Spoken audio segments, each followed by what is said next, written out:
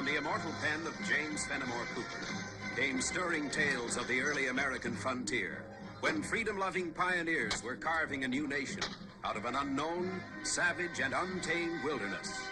Stories of those exciting days and of the courage, daring, and devotion of men like Hawkeye, the first of the long rifles, and his tribal brother Chingachgook, the last of the Mohicans.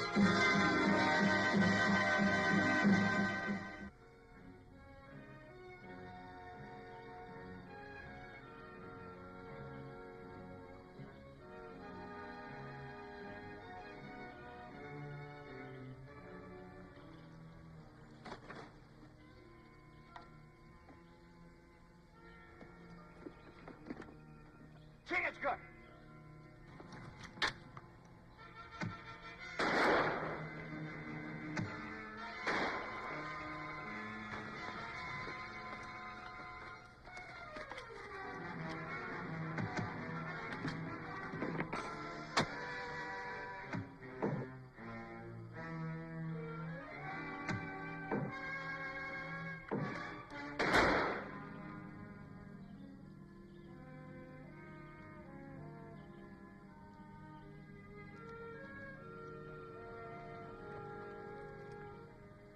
Many Hurons here. Yeah, it's kind of surprising. We're looking for a band of lost white settlers and run into this. Maybe explain why white governor not hear from settlers for 6 moons. Yeah, it's kind of got me worried. Those were city people, fresh off the boat from England. They head for this territory and disappear. They have scout? Yeah? No scout that is good leads settlers into Huron territory. No, I reckon he wouldn't.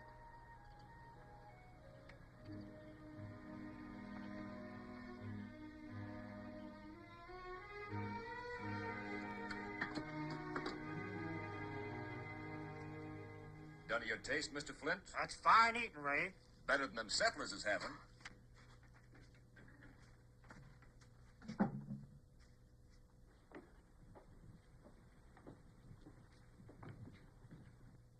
The trappers are coming.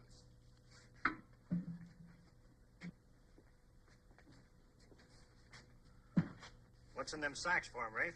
Flour, half a pound of dried venison. You're a pretty smart man, Mr. Flint. Much obliged. You bring these city people out here, and when they can't take care of themselves, they got no guns, helpless, you make them trap for us and pay them with nothing. But let's not waste time. Ben Arrow, let him in.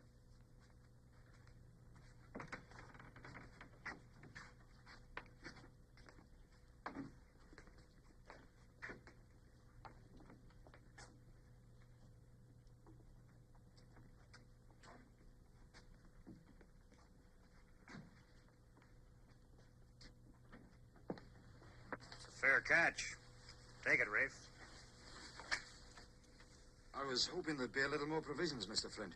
It was terrible hard making out last time. You made out, didn't you? Oh, of course I did, but I was just hoping. The children get awful hungry. Next man.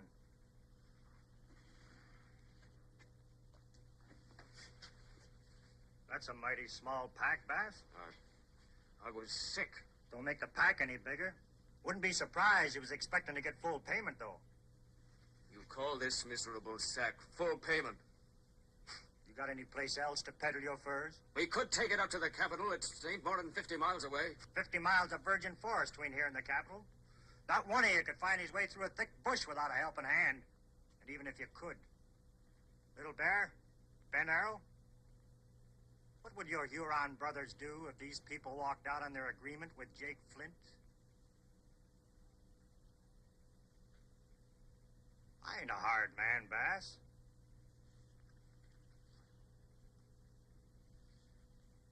That your boy, Sam?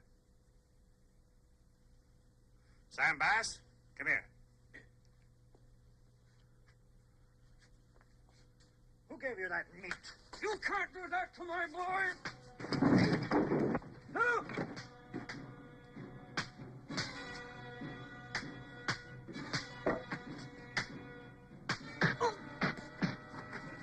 That's a mistake, Winters.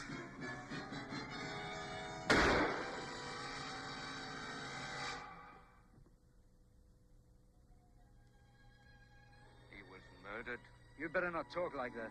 I intend saying whatever I please. You can't. Not here. I don't intend remaining here. I'm taking Sarah and the boy back to the capital. That's 50 miles, Hiram. People like us don't know our ways around the wilderness. Besides that, what about the Hurons? Maybe there aren't any. Maybe the only two Hurons is the ones working for Flint. Besides, we've only got his word about a whole band of them. It's a mighty big chance you're taking. Well, what chance have we got staying on here? What chance has my boy got?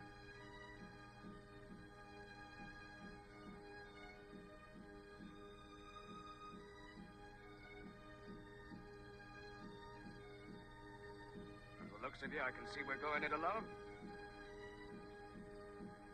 Come, Sarah. Sam.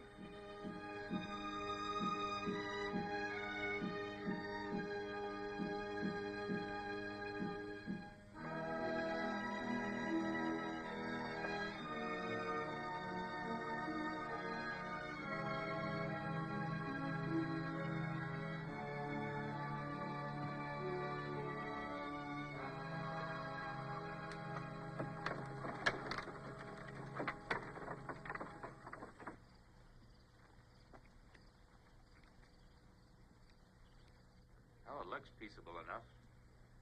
There is trading post here. You think maybe this settlement governor sent us to find? Well, let's ask a few questions. We tell scouts what we come for? We'll decide that after we talk to him.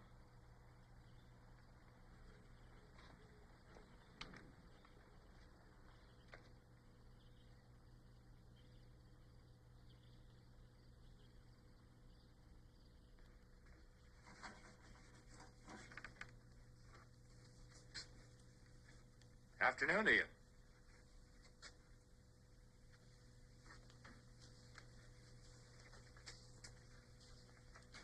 You walk quiet as an Indian, mister. I am Indian. I see you've got a couple of Indian friends, too. Hurons. You're seeing right. Who are you? We're trappers looking for a place to set up our lines. Thought we'd set up near a trading post like here. We already got trappers. There's plenty of streams, plenty of wildlife. I don't think your other trappers would mind if we set up hereabouts. I would.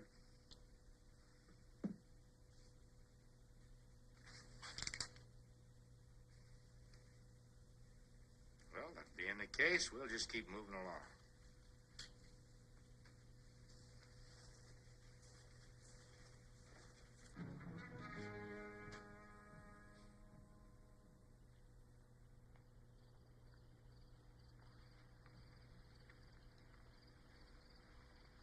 Wait a minute. We're friendly. This is Chingachgook. I'm called Hawkeye. I'm Abel Stark. You one of the English settlers that came out here to trap fur? I am. With my wife and two little ones. We'd be better off starving to death in the old country. Why's that? This is rich land. We're city folk. We don't know how to live here. You came out with scouts, didn't you? Yes, Jake Flint and his men. Well, don't they help you? They know you're talking to me. What are you asking these questions for? What are you doing out here? Came up from the capital. Got a letter for one of your people. We haven't got a letter for anyone in the 6 months we've been out here. Who's it for? Man by the name of Hiram Bass. His brother sent it. Bass? Well, Hiram left with his family 2-3 hours ago.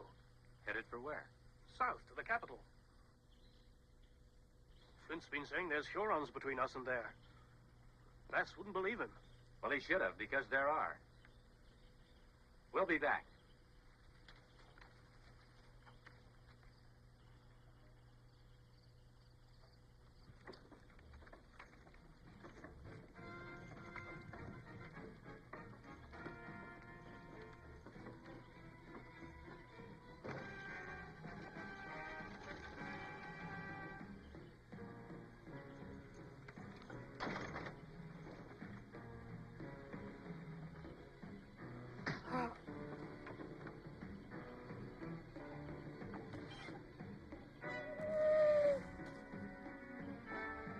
War cry. They must have spotted the wagon. Hiram. What can we do? What can we do?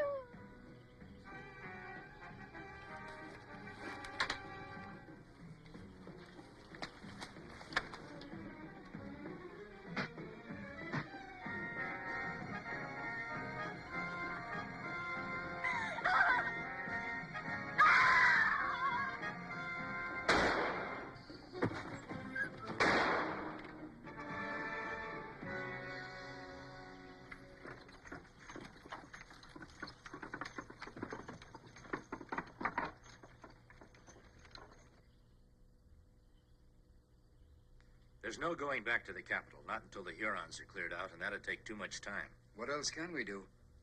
Gather your furs and your gear and head north. North? But there are Indians up north, too. Well, the difference, Mr. Stark, is they're Iroquois. They're friendly. They'll let you settle amongst them. We'd never reach them. We don't know the ways of the forest. Chingachgook and I'll be glad to lead you. I'll go along with that. The rest of us will, too. What about Flint and his men? They'd never let us leave here. It's going to take you 2 or 3 days to get your furs and get ready. During that time, there's no need to inform Mr. Flint. What he doesn't know won't bother him. Them two who say they're trappers saved Sam Bass. Now they're holding a meeting in the Bass cabin. Between them two strangers and the fuss them settlers kicked up at the post. Looks like it's time we taught them all a lesson. Little Bear, how long will it take you to go downriver, get your tribe up here? That figure's just about right. Get going. And trappers are going to get a surprise. A real happy surprise.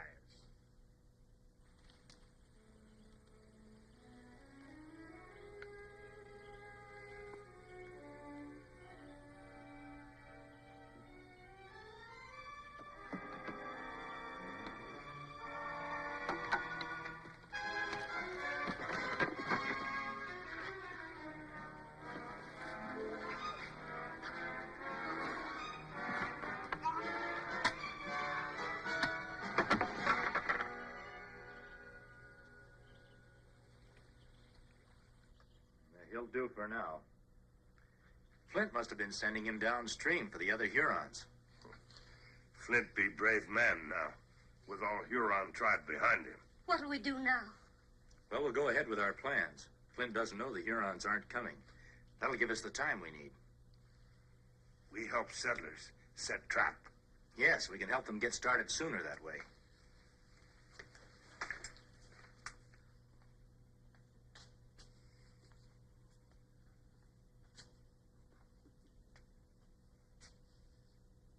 More than 2 days passed. Where are them Hurons? Maybe they kind of got held up. By what? Meanwhile, we ain't been seeing, hearing anything out of the trappers. They might be planning to move out any minute. We gotta know. Why not ask one of them? That's exactly what I got in mind. Now, you take Bent Arrow here.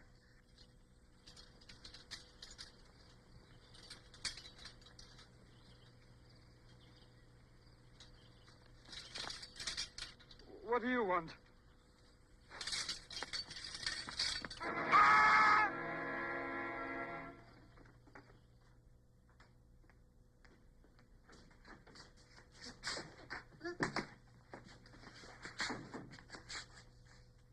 Real pleasure to see you, Mr. Wilshire. Last few days, me and the trappers kind of lost touch with each other. Makes me real unhappy. What are you boys up to? I ain't gonna take it kindly unless you start talking. I ain't got nothing to say. Bent Arrow, give me that strip of rawhide off on the counter.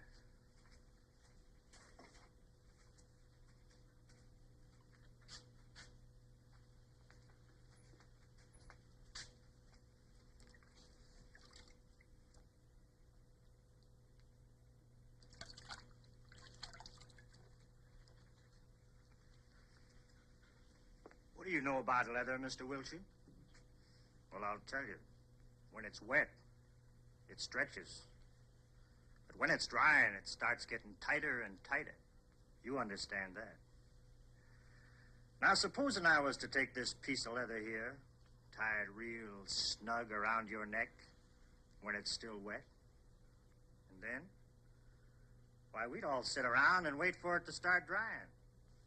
Might be very interesting. It would start strangling. That's a real possible thing to happen, Mr. Wilshire. But if you're so set on not talking... I'll tell you anything you want to know. You know, I kind of thought you would. They all come like you say, empty-handed, with no furs. Yep. Today, they're going to take furs instead of bring them in. They're coming. Let them in. All right, Bent Arrow, open that door.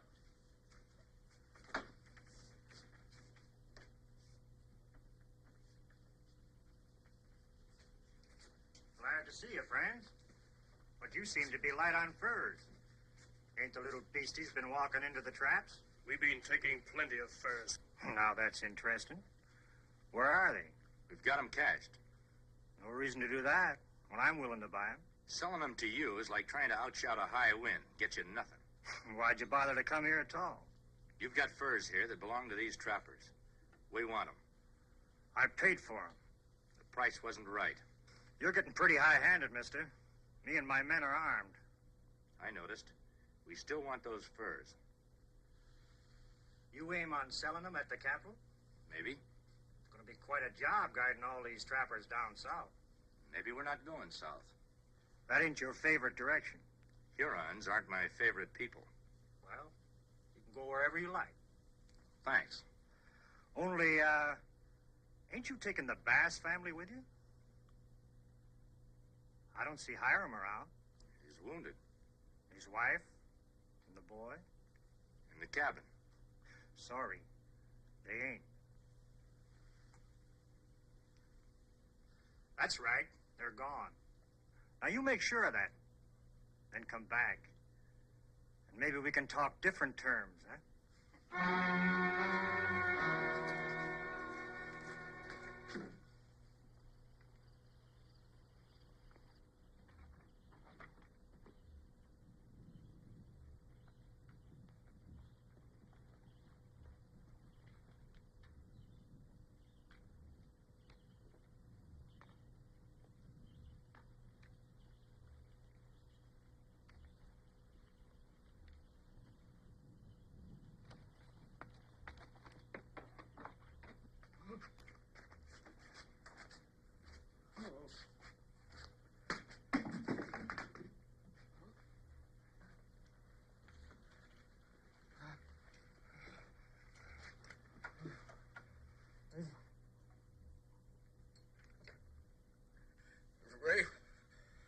Rafe and the Indian, they come in, released the Huron. They took Sarah and the boy. What are they gonna do? Oh, what are they gonna do?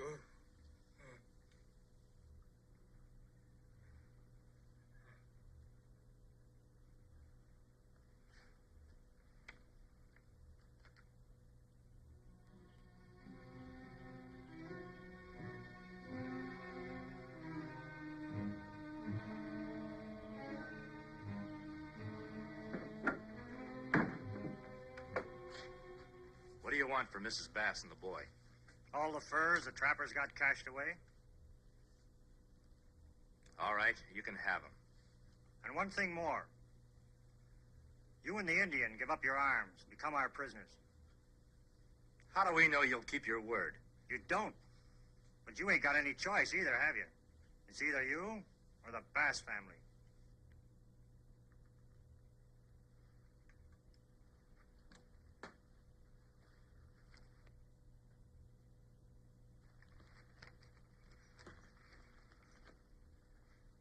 I sent Little Bear here downstream to bear a message to the Hurons.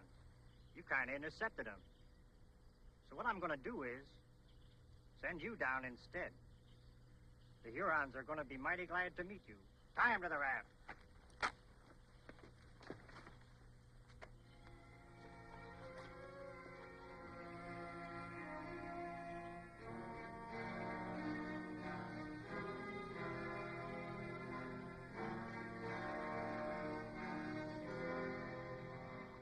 Every man must die in time.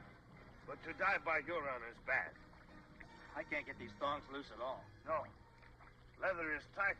You pull, get tighter. No way, get loose. Maybe there is, Chingachgook. No. You tip over raft. No, if we can get the thongs wet, maybe we can get loose. Oh, stretch, huh?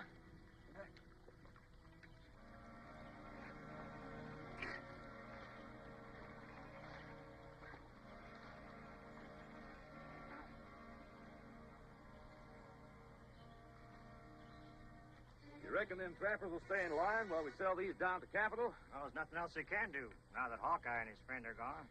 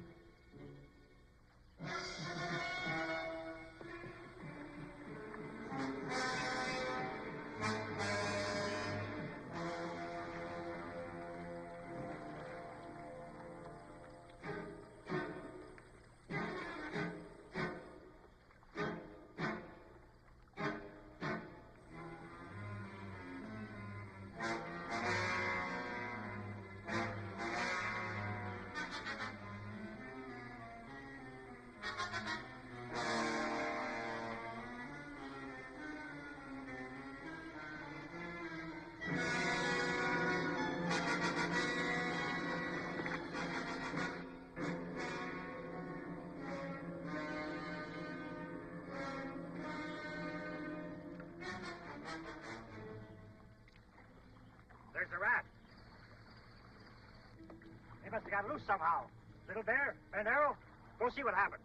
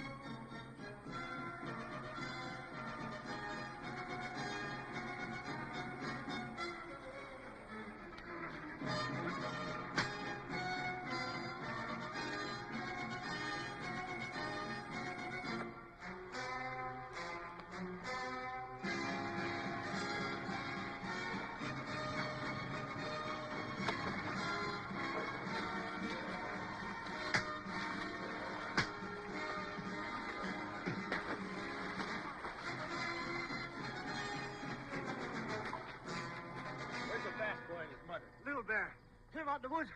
Are they still there? Still there. I'll take you to him. Please, you ain't gonna... No, it's hanging you're due for.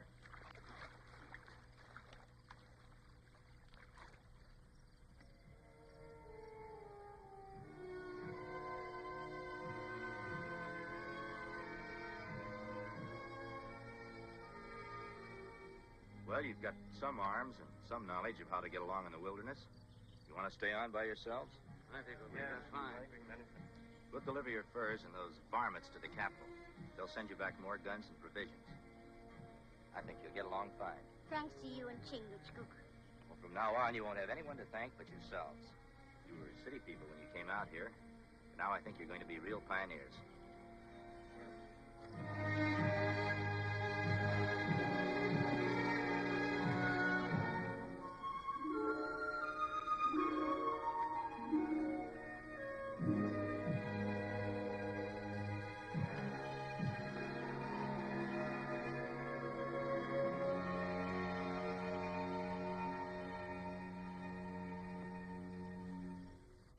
Join us again at this same time next week for another of James Fenimore Cooper's gripping tales of the early American frontier. Another exciting adventure of Hawkeye and his blood brother, Chingachgook, last of the Mohicans.